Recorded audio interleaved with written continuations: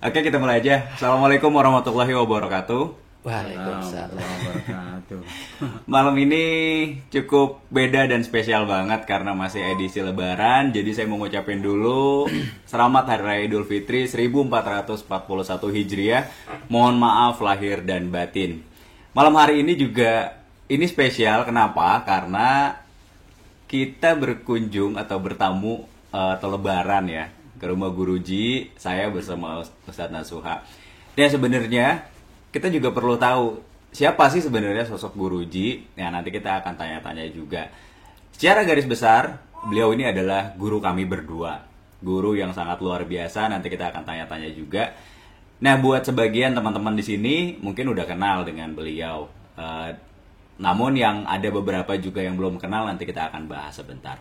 Oke, selama 1 jam setengah nanti saya akan menemani teman-teman semua bersama saya Ustadz Nasuha dan Guruji akan membahas berkaitan tentang kesehatan, semua hal yang berhubungan dengan kesehatan. Dan saya info dari sekarang, siapkan air, ini bisa di gelas, di botol atau bahkan di galon ya, karena selama acara ini nanti airnya akan diisi energi langsung oleh Guruji. Nah, untuk yang bisa merasakan energi, nanti bisa dicoba setelah acara selesai, dites apakah benar airnya ini mengandung energi atau enggak. Bagi yang awam, sekarang cobain dulu nih rasa airnya. Dicobain rasa airnya, nah setelah acara selesai, dicobain lagi, ada perubahan atau enggak. Karena air yang terisi energi, untuk orang awam, itu akan berubah rasanya. Kalau penasaran, cobain aja nanti. Oke, teman-teman. Sebelumnya saya menyapa terlebih dahulu, selamat malam Guruji. Selamat malam. Ya, hari ini kita ketemu lagi. Sebelum saya ngucapin selamat Hari Raya Idul Fitri, mohon maaf lahir batin. Sama-sama. Sehat ya Guruji. Nanti kita akan 1 jam setengah kita akan ngobrol-ngobrol berkaitan tentang kesehatan, pengobatan, dan lain-lain. Oke, saya juga akan menyapa ini Ustadz yang memang sudah dikontrak seumur hidup oleh Komat. Komat. Nyapa dulu, assalamualaikum Ustadz Nasuha. Waalaikumsalam warahmatullahi Ya, wabarakatuh. kita maaf lahir batin setelah Lebaran ya. Sehat ya Ustadz? Alhamdulillah baik. Alhamdulillah. Oke, nanti juga kita akan, ini temanya kita belajar nih Ustadz nih, nyantri Ya, malam ya, hari ya, ini oke. bersama guru kita. Dan ini kita memang udah lama banget juga nggak ketemu berdua ya. Kalau sebelumnya saya pernah live bareng Guruji juga di Facebook. Nah, malam hari ini kita bertiga, kita akan cari tahu, kita akan mendalami apa sebenarnya teknik pengobatan. Kemudian yang saat ini lagi marak nih, corona ternyata belum juga pergi nih. Nah, nanti bagaimana cara penanganan, self healing atau pengobatan diri sendiri. Bagi yang sudah kena, bagaimana cara pengobatannya. Nah, ternyata juga atau fakta membuktikan di lapangan, orang-orang yang terkena corona dan sampai berakibat fatal itu bukan cuma orang yang sehat dan tanpa punya riwayat penyakit. Nah, ini bagaimana juga cara menangani atau mengobati riwayat penyakit yang lain, seperti misalnya jantung, paru-paru, dan lainnya. Nanti itu semua akan dibahas sama Guruji. Dan sebelumnya saya info yang sudah ada di iklannya juga sebelumnya, bahwa Guruji ini adalah keturunan dari Raja Mangkunegara atau Pangeran Sambernyowo. Itu di Solo ya Guruji? Ya, betul sekali. Nah, nanti kita akan belajar banyak lah sama Guruji. Oke, mungkin langsung aja. Sebelumnya ada yang mau ditambahin dulu Ustadz? Langsung Nanti ke itu apa? Guruji. Kalau ada yang mau tanya tentang penyakit atau Mhm. tentang healing, silahkan ditulis saja di komentarnya. Ah, iya. Kalau kita bisa jawab, kita jawab langsung. Kalau itu nggak bisa dijawab karena waktu terbatas, bisa dijawab nanti sama Ustadz Nasuha ini Di setelah lain itu. kesempatan. Oke. Ya, atau kalau nanti ada yang memerlukan penjelasan lebih rinci, pengobatan apa-apa, bisa langsung ke kontak ke Ustadz Nasuha. Oke. Karena beliau ini membuka pengobatan. Ya, oke. Ya, jadi itu teman-teman. Kalau mau tanya silahkan langsung aja tulis di kolom komentar atau langsung komen ya di video ini. Dan kalau kita bisa jawab, bisa jawab. Kalau belum sempat, nanti akan dijawab di lain kesempatan oleh Ustadz Nasuha langsung. Nah, sebelumnya juga ada beberapa pertanyaan yang sudah masuk nih Guruji, karena sebelumnya kan kita udah sounding tentang iklan di acara kita malam hari ini. Oke, langsung aja Guruji. bisa dimulai, silakan untuk penjelasannya. Ya, malam ini kita bicara soal penyembuhan ya, soal kesehatan dalam banyak tradisi. Kalau saya bicara tidak berdasarkan hanya satu tradisi apa atau tradisi apa, tapi berbagai tradisi itu seperti apa sih konsepnya. Iya, iya, iya. Nah, sebaiknya kalau kita bicara dulu tentang corona. Corona ini kan sebetulnya tidak satu makhluk, tidak satu jenis. Dia banyak jenis, banyak strain gitu loh. Jadi pengobatan juga beda-beda. Juga basic orang kenanya punya basic penyakit apa, otomatis penanganannya akan berbeda. Jadi tidak bisa dibilang corona A, pengobatan A. Iya, Nggak bisa, iya, karena corona itu macam-macam, pengobatannya bisa beda-beda gitu loh. Oke. Tapi basicnya sama, flu. Oh, basicnya flu. Ya, jadi artinya dia punya basic flu itu virus. Iya, iya, iya. Dan tiap daerah, tiap budaya punya cara dari zaman dulu itu kan sudah ada flu, virus, Iya, iya. semacam itu tuh sebetulnya sudah ada. Itu punya tradisi masing-masing. Jadi sebetulnya sudah ada. Jadi kalau ditanya obat corona dalam tanda petik sudah ada Sudah karena ada. punya tradisi. Karena sejarah Dan itu udah. kabar baiknya gini, kalau kita lihat dunia dari zaman dulu masa lalu sampai sekarang, ya itu posisinya adalah Indonesia ini belum pernah terjadi wabah yang luar biasa. Oh, nggak ada sejarahnya. Nggak ada. Nggak ada sejarahnya. Ada pernah terjadi suatu wabah, Iya, tapi bukan luar biasa banget. iya, iya. Masih biasa. Ya kalau mungkin orang lain nganggap tuh luar biasa, nggak biasa, karena kan biasa itu kan ada bandingannya. Ya, ya. Nggak bisa dong, Ya. itu luar biasa, perbandingannya apa? Ya, gitu. ya, Kalau kita bandingin dengan wabah flu Spanyol yang Iya, iya. luar biasa sebelumnya. itu jauh, nggak ada kita. Dan cerita-cerita itu nggak ada. Di zaman VOC kita pernah wabah itu ada. Pada zaman Spanyol semua kena, Indonesia juga kena.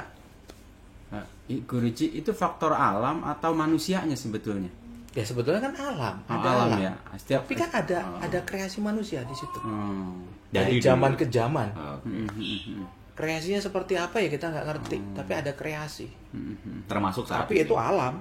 Itu alam. Alam yang dikreasikan. Iya. Jadi itu sejak zaman VOC masuk sini, Iya. itu sudah ada wabah waktu zaman Spanyol, flu Spanyol itu. Kalau itu kan luar biasa. Itu habis itu, satu kota bisa habis. Iya, iya, iya. Itu Indonesia juga kena. separah Spanyol kan? Di zaman itu jauh. Oh, Jauh. Tapi ada wabah. Iya, Itu iya. jauh. dan Indonesia nggak punya sejarah itu wabah Kenapa? yang parah gitu. Kenapa? Nah, iya, iya. Kenapa? Karena Indonesia bersyukur dikaruniai tempat dengan panasnya, cuacanya, kelembapan udaranya, Iklim yang dan rempah-rempahnya. Oh, Jangan lupa. Iya, iya. Oh, itu sebagai obat ya. Itu jangan lupa. Semua faktor jadi satu. Itu membuat Indonesia itu dalam tanda petik punya kekebalan terhadap virus. Saya bukan bicara bahwa Indonesia itu kebal dan mati, kan tidak ada yang kena, tidak ada yang mati, enggak loh. Iya, iya. Tapi itu ada bandingannya dengan negara lain. Misalnya Indonesia pernah kena pada zaman flu itu, Iya. Spanyol itu, Indonesia kena. Kena. Ada wabah juga. Tapi jauh. Jadi ada buminya, Iya. ada cuacanya. Karena Indonesia dapat dikatakan hampir setahun itu bisa full matahari. Iya, iya. Nah itu antitesis dari virus sebetulnya, matahari. Kelembapan udaranya, panasnya sini sama panasnya Arab beda. Beda. Nah. Kalau kita cerita panas Arab. Iya, Tapi iya. kelembapan udara nggak beda. Oh, Di iya. Arab kamu nggak mandi 3 hari, nggak keluar keringat. Kalau Oh, di iya, sini Ini iya. keluar keringat, kelembapan udaranya beda. walaupun sama-sama panas. Sama-sama panas, lebih Oke. panas sana malah. Oke, oke. Tapi bukan panas itu yang dimaksud. Panas itu kan ada campurannya macam-macam. Dan di sini adalah dari zaman kenapa dulu dijajah Belanda, kenapa VOC masuk, kenapa asing itu suka dengan Indonesia? Karena ada rempah-rempah luar biasa. Iya, iya, iya. Rempah-rempahnya itu ya. Gabungan itu membuat kita ada wabah tapi tidak akan berdampak yang luar biasa. Itu juga mungkin Guruji kenapa negara-negara luar atau asing itu punya banyak kepentingan dengan Indonesia. Dari dulu ngambil itu kan karena itu. Dan kita biasa dalam makanan kita sehari-hari memakai rempah-rempah. Oh iya. Dan resep-resep masakan Indonesia kalau diperhatiin itu Pasti. ada antidot di situ. Iya. Contoh nih Kak, saya contoh. Iya, contoh. Mungkin nggak merhatiin ya. Ya. Di teman-teman nggak merhatiin. Contoh rujak. Ya. Rujak. Simpel kan makan Iya, sehari-hari. iya, Zaman iya. dulu udah ada rujak. Heeh. Tahu nggak yang asli rujak zaman dulu dibikinnya gimana? Gimana? Contoh. Heeh. Itu ada pisang. Pisang. Batu. Iya, Oh iya. pisang batu. Iya, sang batu. Tahu nggak? Iya. Itu antidot dari mencret, dari diare. Itu ya. Pengobatan secara alami. Pengobatan secara alami. Itu kasih antidot. Jadi begitulah setiap resep masakan Indonesia ada antidot. Perhatiin aja. Begitu Indonesia ngeluarin masakan-masakan yang sifatnya ini, yang kolesterol, yang ini, dia kasih antidot. Ada rempahnya, ada kunyitnya, ada ininya masuk. Bawang putihnya itu ya. Jadi itu bukan cuma sebenarnya penyedap masakan. Bukan. Itu Jadi- antidot. Dari jadi- zaman dulu nenek moyang kita udah tahu. Mem- Simpel. memory Kayak rujak tadi loh, tak cerita tadi. ah. Rujak itu sebetulnya kan gampang banget bikin Perut bikin mules. perut mules. Mules, Tapi dikasih pisang batu, Heeh. itu nggak mules. Iya, iya, iya. Karena pisang batu sendiri itu obat buat diare. Ya, ada penawarnya. Jadi sudah dimasukkan dalam resep-resep masakan. Oke, oke, oke. Mungkin karena itu terlalu sederhana jadi nggak merhatiin. Iya, iya. Iya sih, kita nggak terlalu perhatiin karena gitu. Oke. Setiap resep masakan dari Indonesia, Nusantara ini, Hmm. nenek moyang kita selalu memberikan obat di dalamnya. Jadi bukan sembarangan bikin resep. Hampir semua masakan. Semua. Oke, oke. Oke. Terus kita masuk lagi di Nusantara ini dari Sabang sampai Merauke kalau kita perhatiin Jawa ya, tanah Iya. Jawa itu dari dulu tuh terkenal adanya jamu. Jamu. Pengobatannya apa sih? Jamu. Iya, iya, iya. Pernah perhatiin nggak jamu di Indonesia dari zaman dulu sampai sekarang? Oke. Iya. Zaman dulu sampai sekarang ada berpuluh-puluh jamu, beratus-ratus jamu. Mm-mm. Iya. Tapi perhatiin nggak? Pernah perhatiin nggak? Di jamu-jamu gendong yang tradisional yang ini, sebetulnya intinya cuma 2 jamu. Nah. Tidak banyak, cuma 2. Apa tuh? Guru? Kunyit ya? Perhatiin. Kunyit. Sama sambiloto pasti itu. Perhatiin. Ya. Hanya ada 2. Hah? Satu adalah kunyit asam. Kunyit asam, iya, iya, iya. Kunyit asam? Selalu, coba perhatiin. Iya, pasti selalu Kunyit ada. asam. Kunyit asam itu dari kunyit sama asam. Asam. Asam itu adalah vitamin C plus bahan-bahan yang lain. Artinya kunyitnya buat itu, Hmm. asamnya buat vitamin C, daya tahan tubuh, buat flu, buat virus. 1. 2, dia selalu dipasangkan Sama? dengan pahitan Pahitan. yang di dalamnya ada sambiloto. 2 komponen itu selalu dipakai orang Jawa konsumsi. Untuk Protein. komponen jamu. Jamu. Dan tradisinya di Jawa bukan untuk kamu sakit baru minum jamu. Itu sebagai kebiasaan. Kebiasaan. Vitamin. Minum jamu. Iya, iya, suplemen vitamin. Betul. Iya, iya, iya. Zaman dulu tidak ada cerita kamu beli suplemen atau vitamin dari mana. Itu bukan dijadiin kamu sakit terus minum jamu, enggak. Zaman dulu tradisinya enggak gitu. Tapi memang Zaman kerajaan bangsawan itu sudah tradisinya tiap hari Minuman jamu. sehari-hari, minuman sehari-hari. Jadi Bang Irfan nggak bisa disebut jualan jamu kalau nggak ada itu kunyit asam Kunyit sama sambiloto. sambiloto. Oh. Iya. Lebih tepatnya pahitan. orang Pahitan. Jawa Ada jamu. pahitan, Iya, ada pahitan. Oke. Iya. Jadi itu ada berapa jenis kalau yang tergantung orang kan, ada yang 8 jenis, ada yang ini. Tapi basicnya sambiloto. Iya. Jadi di situ ada antibiotik alami semua sama vitamin C. 2 itu dipasangkan, itu membuat orang Indonesia kalau dia menjaga tradisi nenek moyang kita dalam tanda petik, dia akan kebal. Kebal. Iya, iya. Mungkin itu yang tadi cerita Guruji di awal, nggak pernah ada wabah dalam tanda petik Tidak selama ada kok. sejarah. Dalam sejarah Indonesia dari sekian abad tidak ada. Kita pernah ada tadi saya bilang pada zaman Spanyol itu kita juga kena, tapi nggak sebesar nggak ada. Efeknya. Volumenya kecil. Kalau dilihat itu kan ada VOC, kita nggak tahu. Ada kenapa ada VOC juga? Kita nggak tahu. Iya, iya, iya. Iya, iya. Heeh. Karena tidak sedar yang kamu pikir gitu loh. Karena di situ ada VOC, kemudian dia ada misionaris, kemudian ada Belanda, ada Barat, kemudian dia kasih masuk obat Barat di situ. Kita nggak tahu kepentingannya apa. Itu mungkin awalnya. Ya, oke. Tapi tidak ada tradisi yang hancur kayak Spanyol Iya, misalnya iya. gitu nggak ada. Kenapa itu tadi saya sebutin? Jadi tiap resep makanan ada antidotnya. Tiap kita makan ada antidotnya. Kita makan sate kambing aja selalu ada bawang di situ. Kalau Jawa loh, Ya, Iya, iya. bukan Betawi saya nggak tahu loh. Tapi Jawa saya kenal. Tiap kamu bikin sate kambing itu selalu kasih Kasih bawang mentah. Bawang, iya. acar itu ya. Ada bawang mentah, ada sayurnya itu nggak ada yang nggak ada. Dan itu antidotnya. Antidot. Oh. Dan masaknya bumbunya ada asam Jawa dan lain. Iya, iya. Aman di perut ya. Semua ada sebetulnya. Oke, oke.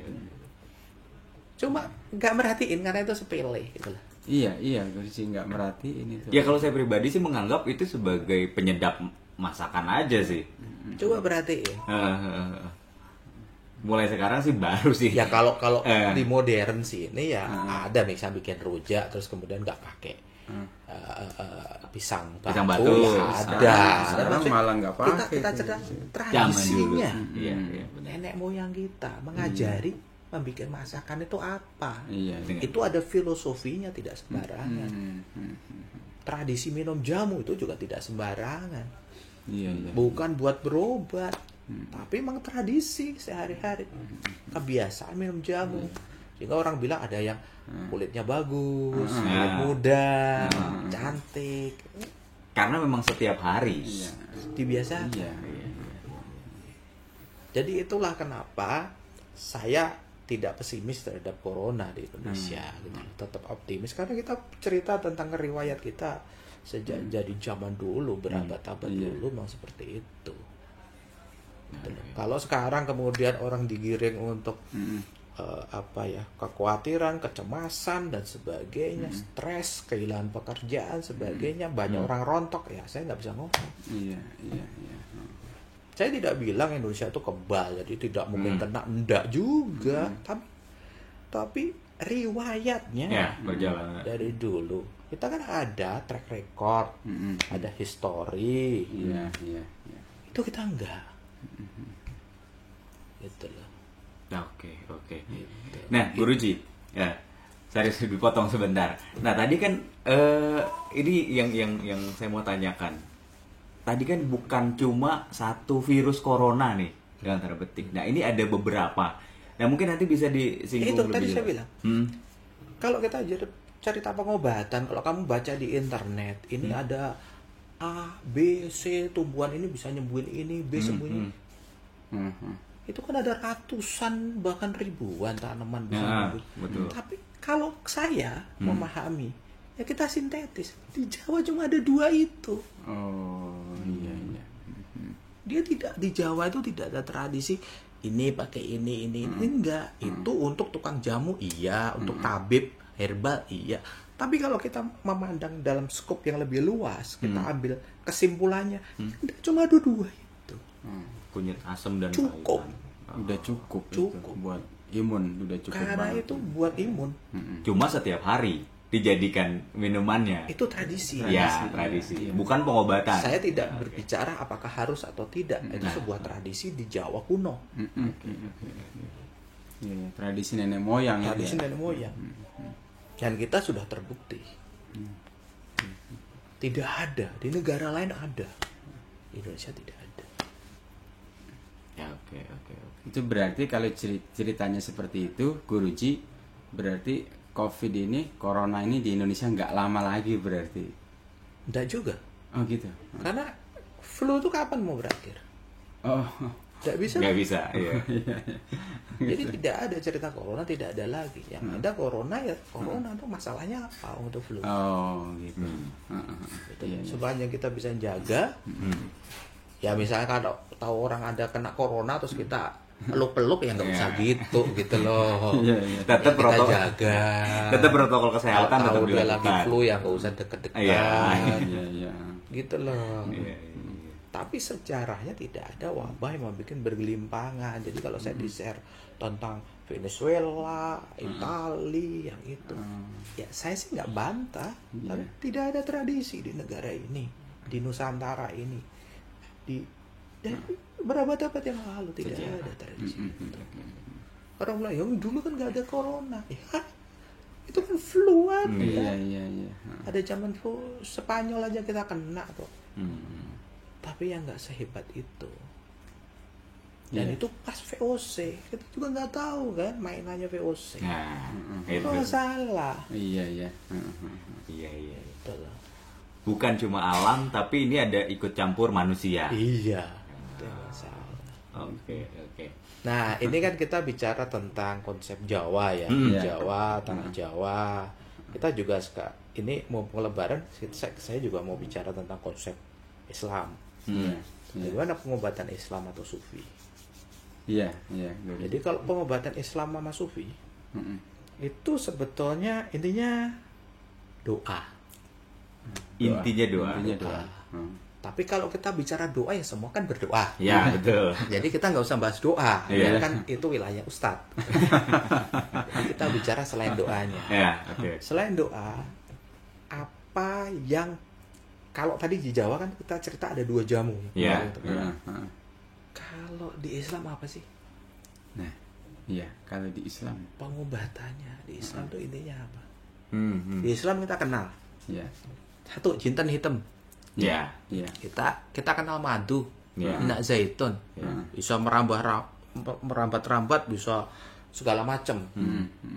Ada yang A, B, C mau bawang putih juga masuk, karena itu kok bercampur tradisi Mesir, tradisi Yunani, tradisi India segala macam. Itu kan campur-campur. Jadi perkembangannya campur-campur. Oke. Bahkan sebetulnya kalau kamu perhatiin ada dua tumbuhan yang istimewa di Islam. Satu adalah jahe. Jahe. Kenapa jahe? Karena di surga pun disuguhinya wedang jahe gitu loh. Jadi itu kan istimewa gitu loh. Itu satu. Oke. Ya, yang kedua itu di tradisi Nabi itu mengenal itu skincare zaman dulu. Skincare udah Skincare ada. sudah ada. Dan itu anjurannya Nabi Muhammad. Oke. Pakainya apa? Lidah buaya. Biar wajahnya kinclong. Ya kamu bisa baca lah. Hadis kamu kan lebih ngerti dari saya. Saya tuh ngerti apa. Oke, ini teman-teman ya yang kenapa pada saat ini saya bersama Ustadz Aswa belajar. Nah, ini yang sebenarnya perlu kita gali lebih jauh. Menarik nih Guruji. Skincare loh. Oke, skincare dengan lidah buaya. Nah, buat wajah loh. Buat Bukan buat wajah. rambut loh. Oke. Wajah loh. Oke, apakah pada saat itu memang di Arab itu subur si Dan buktinya. Dan itu anjuran Nabi Muhammad. Kalau nggak salah ke Aisyah atau siapa? lidah buaya? Bisa dicari lah. Oke. Tadi menarik berarti jahe dan Saya kan bukan ustaz. nanti kita akan tanya lebih jauh itunya dari Ustadz Aswa ya. Oke, terus Guruji. Oke. Kita bicara. Kita bicara siapa sih kalau di Islam itu kedokteran yang paling top dikenal itu Ibnu Sina. Ibnu Sina. Iya. Kita bicara tentang apa sih pengobatannya Ibnu Sina. Ibnu Sina. Iya. Ya, yang membedakan dia salah satunya adalah dia tidak melihat penyakit itu hanya secara fisik tapi kejiwaan, psikologis. Oke. Itu pada zaman itu bukan zaman sekarang ya, pada zaman itu sesuatu yang revolusi lah gitu. Jadi suatu yang udah maju lah dalam bidangnya itu. Terus kalau kita bicara Ibnu Sina adalah di posisi herbal, sebetulnya ada yang kontroversial di sana karena dia bicara tentang kanabis. Dan itu bisa dilihat di literatur, di bukunya yang paling top di situ dia berbicara tentang kanabis. Oke. Di Arab, di kedokteran Islam, di tradisi Islam juga mengenal yang kontroversial lagi, yaitu kencing unta betina. Iya. Saya bicara di sini itu bicara tentang sejarah, tentang literatur. Saya tidak bicara tentang apakah ini haram atau tidak, ataukah ini ilegal apa tidak. Ya, bukan di ranah itu. Tidak di ranah itu saya bicara tentang literatur gitu loh. Di zaman itu jadi bukan hoak. Memang Nabi bicara tentang kencing air kencing unta betina. Dengan ada riwayatnya. Iya. Dan menurut saya kemungkinan itu karena budaya kan bercampur, mungkin itu ada kaitannya juga misalnya dengan cerita India, sapinya India dan sebagainya gitu loh. Tapi itu ada literaturnya. Perkara itu benar bisa menyembuhkan, bagus apa tidak, haram atau tidak, terserah. Tapi ada riwayat cerita itu ada. Kanabis itu juga ada dalam banyak literatur, dalam tradisi sufi juga ada. Terlepas dari di sekarang itu ilegal. Iya. Dan itu Bang Ivan, kenyataannya sampai sekarang air kencing unta lebih mahal dari susu Di sananya. Karena memang sudah dijual sekarang. Jadi kalau kamu pernah ke Arab, naik haji itu ketemuan dengan peternakan onta. Nah di situ kan mampir biasanya kita itu ada dijual. Susu onta ada, kencing onta ada. Kencing onta tuh mahal. Lebih mahal dari susunya. Lebih mahal. Oke, menarik nih Guruji. Nah, kemudian kalau kita cerita tentang herbalnya sendiri loh ya. Ibnu Sina itu yang direkomendasikan herbalnya cuma satu. Apa itu? Dia kan rekomendasinya banyak. Yang kontroversial tadi tak sebutin kanabis. Kemudian herbalnya banyak. Tapi yang digadang-gadang dia itu cuma satu. Herbal loh. Apa? Kunyit. Kunyit. Dari dulu sudah Ibnu Sina. Itu Jadi kamu ngerti kan? Jadi pertaliannya Ibnu Sina, Islam dengan Jawa, tradisi Jawa, ketemu di situ itu. Iya. Dan kalau kita bicara Ayurveda, India, tradisi India, karena itu Arab ini kan dekat dengan India, dan juga India pernah ekspansi ke Arab sini kan, gitu lah. Itu tradisinya juga punya. Pengobatan nomor 1 di India apa? Kunyit. Nyambung di situ. Jawa juga ada tradisi India. Tapi yang saya maksudnya bukan itu. Maksudnya kamu lihat, berarti ini ada satu ini yang luar biasa sebetulnya. Kenapa di banyak tradisi dianggap keren barang itu. Bahkan di tradisi India kunyit itu buat sebuah upacara dalam tanda petik. Artinya dia bisa modelnya untuk mengusir roh halus, untuk membersihkan tempat. Iya. Yang energi negatif. Kayak dia punya daya magis. Betul. Kunyit. Jadi kita baru tahu ini. Itu dia. Kenapa kita nyantri malam ini? Karena banyak sebenarnya yang mungkin dari kita pribadi baru tahu sebenarnya. Iya, banyak hal baru tahu. Banyak hal baru tahu dan sebenarnya kan gini loh, ini yang perlu ditahu juga ya. Guruji kalau menjelaskan itu sebenarnya banyak hal yang bisa digali lagi. Nah, galinya itu nih biasanya itu bisa sampai 2 hari 2 malam gitu loh. Itu satu permasalahan doang. Oke, menarik Guruji. Berarti bisa diambil kesimpulan kunyit nih. Setiap ini ketemu benang merahnya. Ketemu benang merahnya. Dalam banyak ajaran, tradisi. Iya, betul. Walaupun nanti tiap daerah itu punya beda-beda. Jadi kayak gini. Ada adigum ya. Jadi setiap ada penyakit itu pasti ada obat. Ya, betul. Dan setiap penyakit itu pasti ada obatnya di wilayah situ. Di wilayah Di wilayah itu. Gitu ya. Jadi misalnya ada ular gitu loh. Ada ular berbisa. Pasti penawarnya ada di sekeliling ular itu ada. Entah rumput apa di sekeliling ular itu pasti penawarnya. Itu memang begitu. Memang begitu habitat alam. Jadi contoh kalau kamu cari herbal alam yang nggak bisa, penyakitnya kamu contoh dari Wuhan, terus kamu ambil obat dari Wuhan diterapkan di Indonesia, nggak bisa. Nggak ketemu ya. Ini ada COVID di Itali, kamu selidiki dikasih bahan atau vaksin Itali masuk sini, nggak ketemu.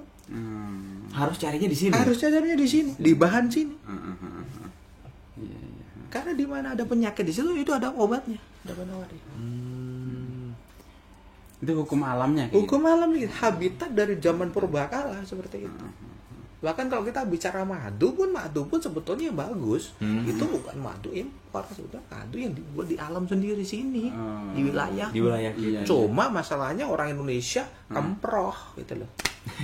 Ada yang kalah bukan madunya kan kehigienis juga, iya, gitu iya. loh. Itu aja masalahnya. Tapi sebenarnya obatnya ada di wilayah itu. Begitu kamu ada sesuatu penyakit di wilayah itu, ya obatnya sebenarnya ada di lingkungan Ada itu. di situ ya. Oke. Menarik nih Guruji. Jadi ada ular berbisa, Ya. dia tidurnya di mana? Misalnya di sini tidur. Di dekat situ pasti ada rumput yang antidotnya, racunnya dia. Buat obatnya. Buat obatnya. Itu pasti malamnya. Begitulah cara alam kerja. Alam bekerja. Jadi bukan kamu nyari-nyari di mana, enggak. Alam ini dia sudah menyediakan obatnya. Oke, Guruji menarik. Ustadz, ini kan memang betul ya, di Islam sendiri itu setiap penyakit ada obatnya. Iya. Itu mungkin yang sering banget kita Iya, dengar nih. sering Sering banget. banget. Nah, di malam hari ini saya pribadi baru tahu. Ternyata bukan setiap penyakit ada obatnya yang kita ngerti itu. Ternyata lokasinya di situ pasti ada. Iya. Alam pun akan memberikan Alam akan obatnya. memberikan obat. Wah, ini menarik. Artinya obat dari dari sebuah penyakit kita nggak bisa mengeneralisir. Betul.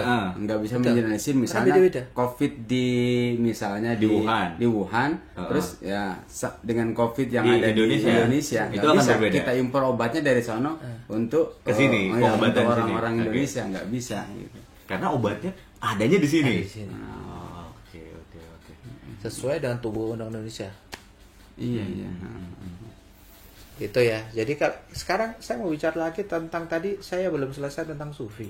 Iya. iya. Kalau kita bicara tradisi sufi, Hmm. di samping sufi itu kan adalah mistiknya Islam ya. Iya. Jadi iya, mistik. di samping dia pakai herbal, dia sebenarnya ada dua metode, dua lagi. Jadi kita hanya bicara satu metode, dua metode, tidak banyak-banyak. Iya iya. Sufi hanya dua pengobatan. Hmm. Tahu nggak apa pengobatan sufi? Hanya dua. Yang utama dan terutama. Nah, Hanya ada dua. Selain herbal tadi loh ya, tak Iya. sebut tadi. Iya. Ada dua. Satu itu puasa. puasa. Puasa. Oke. Kalau kamu bicara tentang sufi healing, pengobatan sufi, kamu akan bertemu nomor satu dan utamakan dan di depan orang harus puasa dulu. Harus puasa. Pasti. Pasti. Itu pengobatan. Sufi. Jadi kalau bukan cerita tentang kamu berobat di situ ada air zaitun, minyak zaitun, air zam-zam atau jintan hitam atau madu, bukan itu. Bukan itu. Puasa. Puasa. Sebelum menyentuh obat-obat yang lain. Itu menjadi bagian terpenting dari sebuah terapi. Iya. Terapi sufi. Paling penting dari terapi sufi. Nomor satu, Puasa. puasa. Jadi puasa itu pemahamannya. Ada orang bicara, puasa itu memahami dalam Islam apa? Mengendalikan diri. Kelas setuju saya. Untuk tidak marah-marah, bisa jaga emosi, tidak makan dan tidak minum yang semacam itu. Setuju saya. Tapi bukan itu intinya. Bukan. Itu pengobatan. Iya iya iya. Dan semua penyakit. Semua penyakit. Semua kan. Begitu kamu masuk pengobatan sufi, Apapun penyakit. penyakit A sampai Z, suruh puasa dulu. Mungkin Bang Irfan itu yang kenapa Nabi bilang puasalah, kamu pasti sehat. Nah, ketemu berarti nih. Iya, cuman aplikasinya untuk ini Bagaimana? kan kita ya Oke. bagaimana ini yang kita yang perlu dalami ya. Bang. Oke. Jadi puasa bukan sebagai mengekang hawa nafsu. Atau untuk tadi kesabaran, Bukan ketenangan, itu, bukan menurut itu saya. sebetulnya. Iya iya. Tapi juga sebenarnya bukan konsep mendekatkan diri pada Tuhan. Bukan iya. itu. Spiritual, bukan oke. Kamu sakit, lakukan itu. Puasa. Puasa. Semua penyakit. Dan itu habit alam sebetulnya. Dalam Iya, banyak iya. tradisi. Iya iya iya. Binatang Iya, sakit Guruji. dia nggak makan. Iya, saya Salah baru- orang sakit suruh makan banyak sebetulnya enggak. Habit alam semesta ini bahkan sampai binatang yang liar di alam dia begitu dia sakit dia nggak makan Dia puasa. puasa bersatu. Itu makanya cara tubuh untuk Cara tubuh ya. Untuk menjaga Jadi dirinya. kalau kita sakit, kita nggak mau makan, nggak enak makan, sebetulnya itu cara mekanisme Iya. tubuh kita, sistem imun kita untuk menjaga kita. Oh. Karena sedang terjadi pengobatan di Betul. dalam diri. Jadi salah kalau bilang, wah lu mau makan, bukan. Biarin. Kalau di kedokteran kesini karena orang harus makan, karena harus minum obat. Mm-mm. Tapi ini enggak, saya bicara tentang alam, tentang peradaban dari zaman dulu, dari zaman kuno, para leluhur kita, Iya. binatang-binatang di alam bebas yang liar, Pasti. begitu Yakin. mereka lakukan. Pasti puasa. Puasa. Iya, iya. Tubuhnya ini akan menyembuhkan dirinya sendiri.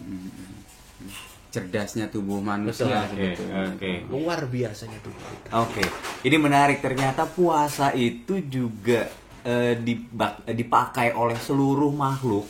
Ini sebagai pengobatan alami. Nah, ini yang rahasia sebenarnya yang nanti kita akan gali lagi. Bagaimana sih sebenarnya tubuh ini menjaga dirinya, mengobati dirinya sendiri? Mungkin itu Tubuh Rizky. itu cerdas. Tubuh cerdas, betul. Jadi gini, misalnya, contoh, kamu percaya dengan pengobatan luar, saya juga setuju. Misalnya tangan kamu luka, Iya. kebelet, Sobek. kamu lakukan kasih betadin atau kasih obat merah atau kasih plester hancapan, benar nggak? Iya, iya. Kemudian terjadi dengan obat itu kering dan sembuh. Iya. Iya. Kamu pernah merhatiin nggak? Hmm?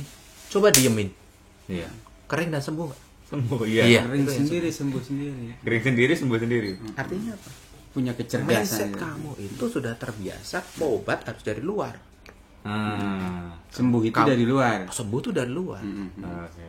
Kamu belum pernah ngetes dan dalami dirimu sendiri bahwa kamu sobek, ya udah ditutup gini-gini, kering gini, sembuh nggak? Dia akan melakukan tugasnya, dia akan melakukan yang luar biasa, menyembuhkan dirinya sendiri. Dia meregenerasi sel. Betul.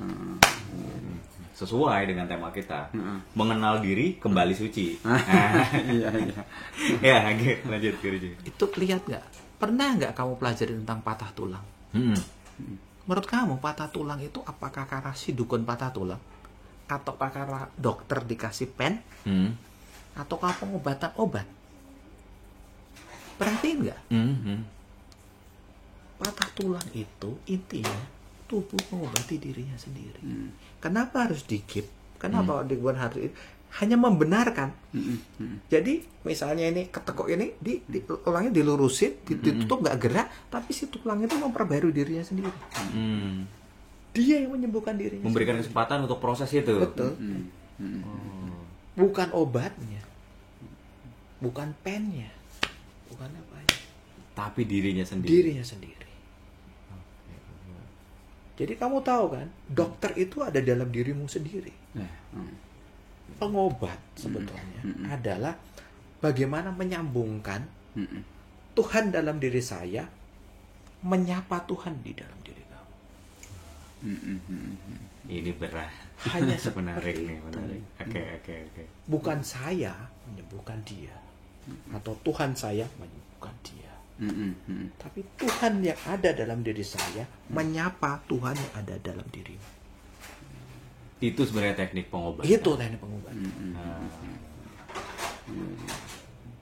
Obatnya sendiri sudah ada Sudah di ada. dalam diri setiap Betul. orang. Iya.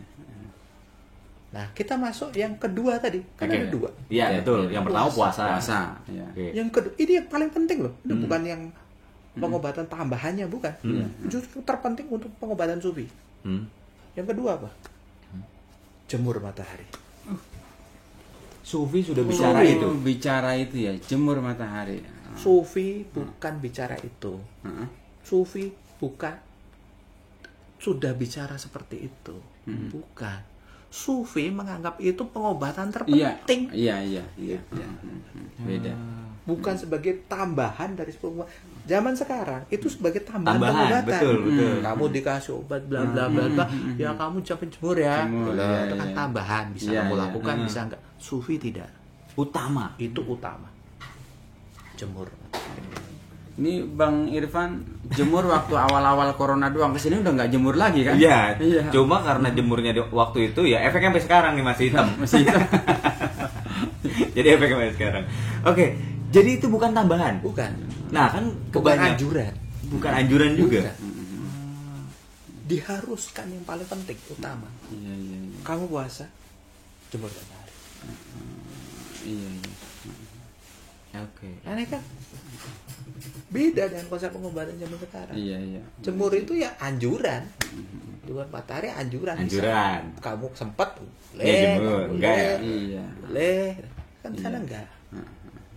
Jadi bedain, pemahamannya bedain. Dia disuruh puasa, jemur matahari. Puasa dan jemur matahari. Itu Simpel kan? Dan itu alam semua. Iya, alam Betul, semua. betul, betul. Alam semua. Itu ada salah satu buku yang saya baca Guruji tentang penyembuhan alami itu. Saya juga baru nyambung ini. Banyak bicara tentang puasa gitu, walaupun di sana ada zikir, sholat, tapi yang nggak ketinggalan yaitu dia jemur matahari itu. Dan itu puasa yang tadi saya bilang loh, ini bukan konsep tentang mendekatkan diri pada Tuhan atau mengendalikan diri, bukan. Tapi penyembuhan. Penyembuhannya. Penyembuhan. Jadi dibedakan. Puasa dengan konsep kamu penyembuhan. bedakan. Oke, oke, oke. Dan yang menarik kedua dan terpenting, jemur matahari. Dan kamu tahu kan, di dunia ini wilayah yang hampir 90%, 99% tiap hari selama setahun kena matahari. Salah satunya Indonesia. Indonesia. Paham nggak yang saya sebutkan dari awal tadi? Nyambung berarti nih. Ustaz, Iya, nih. iya, iya. Kenapa Indonesia nggak Punya ketahanan belum ada sampai wabah yang Yang- luar biasa gitu. Oke, oke, oke. Begini berarti Guruji ya, seharusnya protokol kesehatan itu dimasukkan bukan tambahan ya seharusnya. Jemur matahari Kan itu. mindset kita udah berubah di zaman Nah, sekarang. bener-bener. Itu udah masuk mindset yang dalam tanda petik lah ya, mindsetnya dunia, atau WHO Iya. gitu loh. Iya, iya. Ya, kita nggak bisa nyimpang lah di situ. Dokter mau nyimpang juga susah kan. Oke. Ada Itu sudah kemasan. jadi protokol dunia gitu.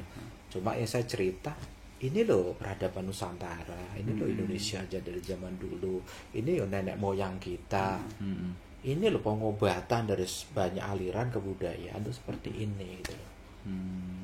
Ini nggak bisa disangka karena yang bicara kan keturunan raja. Nah, itu benar. Oh, kalau Ustaz Nasuha mungkin saya masih bisa ntar dulu nih gitu kan. Nah, kalau ini yang bicara langsung adalah memang keturunan raja dari Solo yang sangat memang Paham capable tradisi Nusantara itu. Tradisi Nusantara sangat Tapi paham. saya tidak di sini tidak bicara bahwa kamu harus tolak pengobatan barat loh, tidak loh. Iya, iya, iya. Yang bagus sebenarnya kamu gabung antara dua pengobatan, kan sebetulnya bisa saling mengisi, bisa. Semua kan ada kelebihan dan kelemahan gitu loh. Misalnya pengobatan tradisional atau pengobatan leluhur itu ya lebih bagus dengan sistem, misalnya ya ada, kalau di modern kan ada operasi di sana ya nggak ngelakuin itu gitu loh. Jadi kan semua bisa digabung-gabung Lebih ke preventif kali ya Guruji ya. gitu loh. Tapi kalau sebenarnya pengobatan yang lebih ke preventifnya, imun tubuh, Iya. kan dasarnya itu imun tubuh, karena kamu tahu kecerdasan luar biasa tubuh kita. Pentingnya kan itu kan. Iya, itu dasar. Itu dulu Basic kan tubuh, basicnya. betul, imun. Kalau imun tubuh kamu tuh nggak bagus, kamu hanya mengandalkan pengobatan tuh dari luar tubuh kamu, dan itu nggak efektif. Bahaya banget itu. Ya, jadi yang lebih bagus kan diri kamu. Karena diri kamu tuh luar biasa, cerdas dan hebat. Itu Ini apotek lengkap, apotek, dokter iya. yang paling Farmasi, canggih, farmasi betul. terbesar itu di Betul. tubuh Tubuh manusia. Itulah makanya temanya mengapa mengenal diri. Mengenal diri, betul. Mengenal diri kembali suci. Kalau kita udah kenal diri kita siapa, ini bersih nih. Kita mulai bersih-bersih. Entah ada racun atau segala macam. Oke, menarik Guruji. Ini mungkin sebelum dilanjut, kita lihat dulu. Ini ada beberapa pertanyaan dari ini yang saya akan bacakan dari Facebook dulu ya. Oke, tadi sebelumnya sudah banyak yang menyapa. Udah banyak, kemudian oh iya, ini katanya udah ada Guruji, saya udah nyiapin air bergalon-galon katanya. Ini dari Mbak Tirta Menik.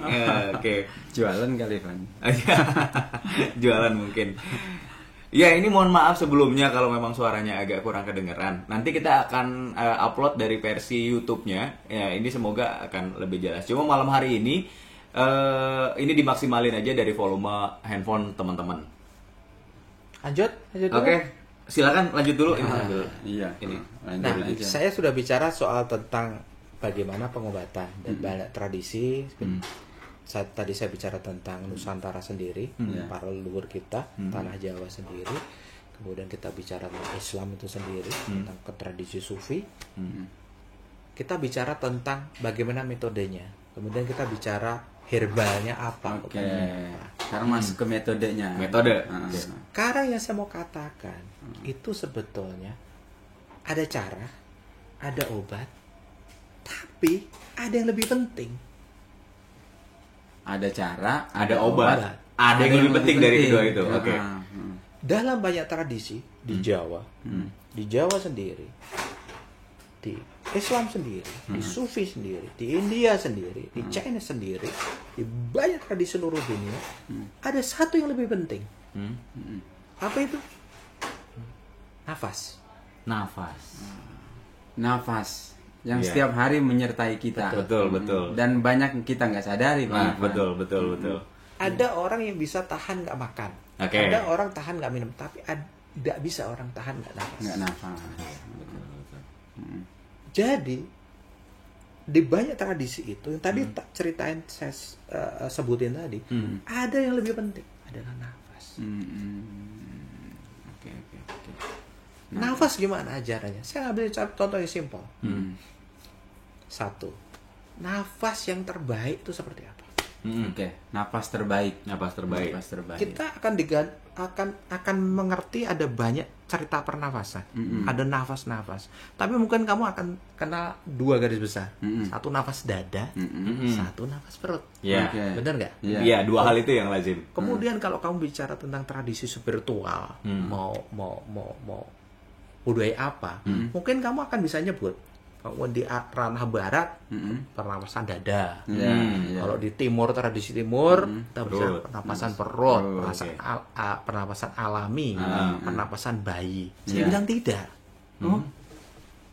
Ini kita Nah. belum tahu ini. Ini kita belum tahu. Ini kita belum tahu. Sangkanya kita udah hatam Oh, ini. iya, padahal kita juga belum tahu nih. Kita cuma kenal dua napas itu. Pernapasan itu yang paling bagus tidak nafas dada, juga tidak nafas perut, Lalu nafas? diafragma. Diafragma.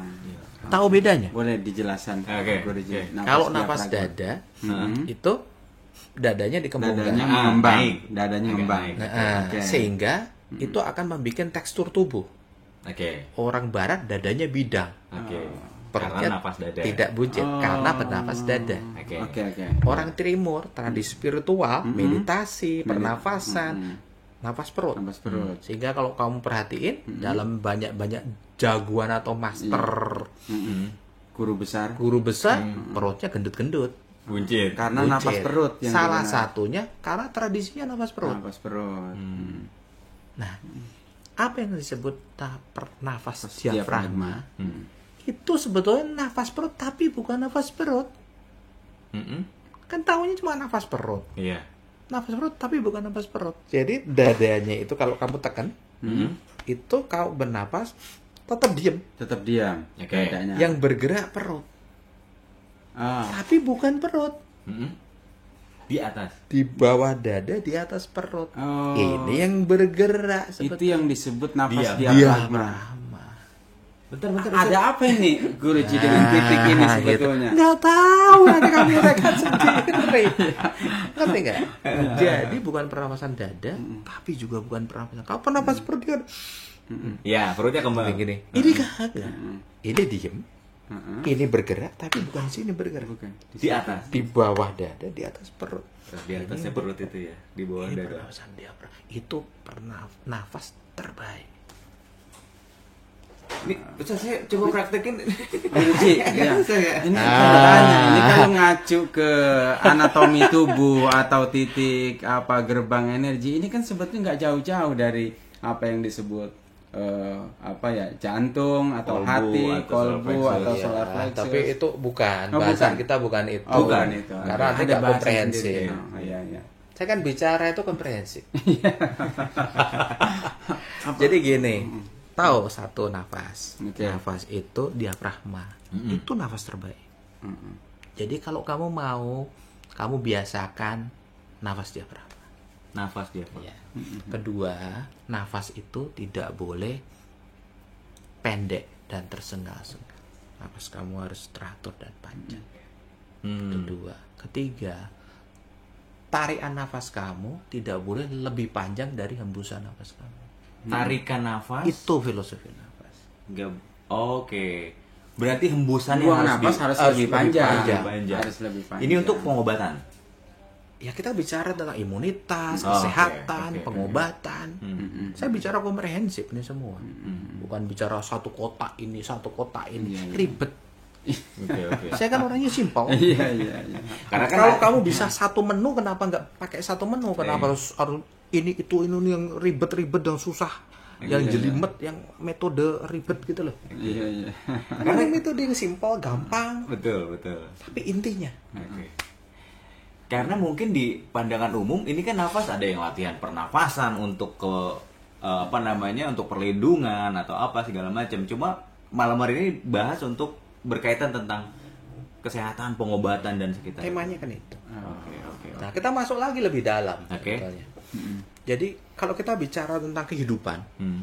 itu sebetulnya ada semua sepasang. Hmm. Kamu pernah perhatiin tubuh kamu nggak? Iya, Hmm. iya. Kamu misalnya ya, punya mata itu sepasang loh. Iya. Kamu punya kuping sepasang. Semua ada pasangannya. Jadi nggak jomblo ya. Untung udah punya. Kebayang nggak? Ya gitu ya, kira-kira gitu ya. Jadi alam semesta ini, hidup ini, dan tubuh kamu sendiri itu semua sepasang. Kira-kira itu kanan tubuh kamu dan kiri tubuh kamu. Iya. Itu sepasang. Oke. Pengobatan harus balance. Hmm. Oke. Iya, iya. Jadi tidak bisa kamu bilang panas itu lebih bagus daripada dingin. Dingin. Atau dingin lebih bagus dari panas. Oke. Tidak. Misalnya kamu bicara tentang ginseng. Ginseng itu bagus, luar biasa. Nomor 1 untuk pengobatan. Tapi kamu tahu harusnya sifat ginseng apa? Panas. Begitu kamu kelemahan badan yang sifatnya dingin, kamu kasih ginseng, jos. Bagus. Kebayang nggak kalau kamu sifatnya sakitnya panas, kamu kasih ginseng yang beleduk. Iya. Jadi pengobatan itu sebetulnya simpel, Harus balance. Iya. balance. Sakitmu di mana, kelemahanmu mana, dikasih yang jenis panas atau dingin. Nanti kamu bisa Google di googling di internet yang tumbuhan herba yang sifatnya panas, yang dingin. Jadi kamu tahu nih penyakit ini sifatnya ini, kamu kasih yang panas, yang panas kasih dingin. Iya, iya, iya. Oke. Iya. Kebayang? Jadi Ya. hanya seperti itu keseimbangan gitu. Oke. Jadi di makanan juga ada makanan panas dan makanan dingin, ada sayur-sayuran ada panas ada dingin. Terus kenapa kita bicara misalnya daging? Orang bilang kan nggak bagus. Kita kalau lihat daging itu apa kan sifatnya panas, Iya, gitu loh. Kalau kamu panas, tambah daging panas, tambah Iya. marah, emosi. Nah. Bener kan? Bener. Tapi kalau kamu orangnya pasif, banyak tengok-tengok doang, kan lebih bagus kamu makan banyak daging. Nyebrangnya enggak, Bang. Nengok kanan kiri, tapi nggak nyebrang. Itu kipas Tahu angin. kan? Kipas angin. maksudnya? Iya, Jadi iya, nanti. setiap terapi itu tidak harus ini bagus ini jelek, Iya. tidak. Kamu makan sayur setuju gitu loh. Tapi kalau kamu orangnya tengok-tengok melulu, nggak jalan-jalan dikasih sayur sayur mayur ya tambah kamu Lemot, tambah Diem. lemot. lemot gitu lah. Jadi itu balance aja. Oke. Dan itu semua itu ada obat di dalam tubuh kita. Seperti saya bilang, semua penyakit Iya, semua. ada obat di tubuh Iya. kita. Karena apotek paling lengkap, dokter paling lengkap. Obatnya di mana di tubuh kita? Hmm. Tadi saya bicara tentang nafas, itu Nafas. paling penting. Oke. Sekarang bagaimana kita bisa mendevelop si nafas itu? Satu, dengan pikiran. Oke. Karena manusia itu ada pikiran sadar dan bawah sadar. Oke. Bagaimana menyambungkan sadar dan bawah sadar itu dengan nafas? Itu nafas buat ngiket itu. Iya. Jembatannya apa Jembatan, supaya kita jembatan. bisa masuk ke nafas? Mm-mm. Nah, untuk masuk ke nafasnya, oke, Nah, jembatannya. Itu kan jembatannya nafas Iya. dari pikiran sadar dan Nah, dengan bawah sadar. Itu jembatannya nafas. betul. Contoh-contoh gini, simpel. Kamu mungkin nggak percaya tentang nafas hubungannya dengan pribadi manusia. Hmm. Kamu kalau pernah marah, emosi, nafas kamu tersenggal-senggal apa tenang? Tersengal-sengal. Tersenggal. Ah. Kalau kamu balikin nafas kamu pada saat kamu emosi tinggi, jadi tenang, panjang, pelan, marah kamu turun apa enggak? Turun. Itu artinya nafas bisa mengontrol pikiran. Oke. Iya. Iya, betul. Pada saat kamu balik, nafas kamu atur, kepribadian kamu kan berubah, emosi kamu bisa berubah. Iya. Nafas bisa mengontrol.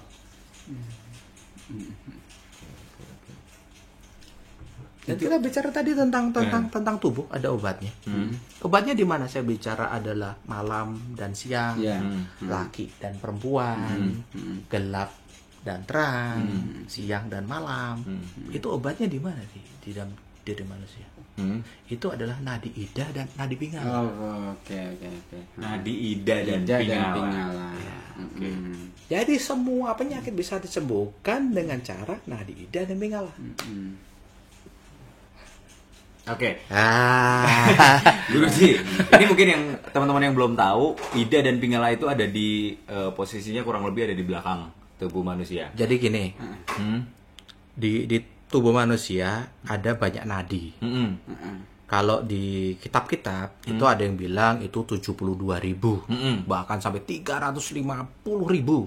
Itu bisa terjadi titik-titik akupuntur, bisa titik akupuntur sekitar 360, atau Nabi Muhammad bicara 360 persendian. Nah, Iya. kaki baca ke titik-titik. Iya, iya, Sebetulnya itu betul. cakra-cakra minor. Oke. Iya. Gitu. Tapi sebetulnya hanya ada 3 nadi utama. Ada tiga. Satu ida pingala, satunya sumsumna. Dan jangan lupa 3 ini jadi satu Jadi kesatuan. satu kesatuan. Tempatnya di mana? Nah, mengatasi tempat. Di hidung. Nah, sebentar. Ini agak baru, pemahaman baru nih Ustaz bagi kita. Di hidung ya. Di hidung. Jadi di hidung itu adalah tempat kamu nafas. Oke. Makanya semua pengobatan itu adalah herbal dan macam-macam tadi. Iya. Lebih tinggi lagi tingkatannya, yang paling utama adalah nafas. Nafas. Karena itu Masuk untuk jalur penyembuhan. Penyembuhan. Nah, nafas itu ada di mana? Di hidung. Di hidung itu mana? Ada hidung kanan, kan ada hidung kiri. Iya. Kita nggak sebut pada teori mana-mana enggak. Iya. Hidung itu kan sepasang. Ada. Sebetulnya satu nih, tapi sepasang. Ada kanan Lubangnya. sama kiri. Nah, itu sepasang. Panas dan dingin, siang dan malam, laki dan perempuan. Ini laki yang sini, ini yang perempuan. feminim dan Iya. Yin dan Ini yang. bertemunya di mana, Mas Sumsumna? Di sini. Di titik itu ketemu. Ya, kenapa kamu selalu bicara tentang mata ketiga, kayak mata Siva, kayak mata itu? Karena itu. Bertemunya di sini. Di sini apa? Ya di sini ada pintu. Pintunya ada tulang rawan di situ. Jadi gini, nafas itu kalau kamu perhatiin, nafas itu kita tidak selalu ngambil dari 2 lubang hidung. Kita gantian nafasnya. ya, jadi nggak dua-duanya. Perhatiin. Oke, Sebetulnya oke. gantian. Gantian. Ya, iya. Jadi kira-kira 1 jam kamu kanan. Terus kira-kira 1 jam lagi kiri gantian. Tidak bareng. Itu alami. Itu itu alami. Dan itu pintunya apa? Di mata Siva kita. Atau disebut mata ketiga kita. Di situ ada gerbang tulang rawan. Itu fisik, kita nggak bicara gaib loh ya. Iya. Saya bukan orang yang model suka gaib. Nggak ngerti kalau gaib, ya tanya Irfandi lah. Gitu lah. Jadi di situ ada gerbang. Di sini pada waktu kita ngirup pakai kanan, gerbangnya kebuka nih yang kanan. Oke. Lalu kita ini nutup yang kanan, buka yang kiri. Semacam katup gitu mungkin. Betul, Oke. semacam itu. Dan pada waktu itu saat bersamaan, itu tiga-tiganya berdorong, tapi itu jadi sumsumna. Itu yang orang sebut kundalini. Oh. Nah, kalau kita bicara tentang alam ini yang disebut sumsumna, pergantian kiri dan kanan bertemu titiknya sehingga sumsumnanya masuk, itu di titik mana? Kalau kita bicara alam. Iya. Itu banyak disebut oleh tradisi-tradisi keagamaan spiritual di seluruh dunia. Misalnya kita cerita Islam ya, itu namanya ada sholat maghrib sama subuh, di mana hari siang berganti malam, hari malam berganti pagi. Nah, itu bertemu ida pekala sumsumna, buka kundalini, alam secara alamiah. Secara alamiah. Saya kan bicara secara rasional alamiah, tidak bicara KM fisik klinik. Kenapa di titik-titik waktu itu dijadiin misalnya waktu buat beribadah? Gitu. Iya. Karena itu alam itu bertemu di tiga nadi itu di titik bergantian hari, siang dan malam. Iya, iya. Itu bisa disebut sebagai membuka portal gitu, Guru? Nah, semacamnya. Oke. Kenapa kalau di Jawa maghrib ya jangan main kalau maghrib? Karena jangan Iya, pulang. iya benar, iya. karena tradisi ke belakang tidak mengerti cerita-cerita itu. Kalau saya kan sebagai pengamat kebudayaan kuno tahu. Ya. Iya. Cuma kadang-kala kalau saya ngomong dikira cerita fiksi, dongeng gitu ya, nggak apa-apa juga. Iya. Nah, jadi tahu ya Oke. posisi itu. Nah, jadi hidung kiri itu adalah dingin, hidung kanan adalah panas. Panas. Nah, ini kamu sesuaiin karena ini juga bisa merubah kepribadian kamu. Oke. Contoh, ini adalah panas. Panas berarti orangnya lebih agresif. Ya. Sini dingin, orangnya lebih pelan. Tapi lebih pelan, lebih spiritual, lebih baik beribadah. Ini lebih strong, lebih ini.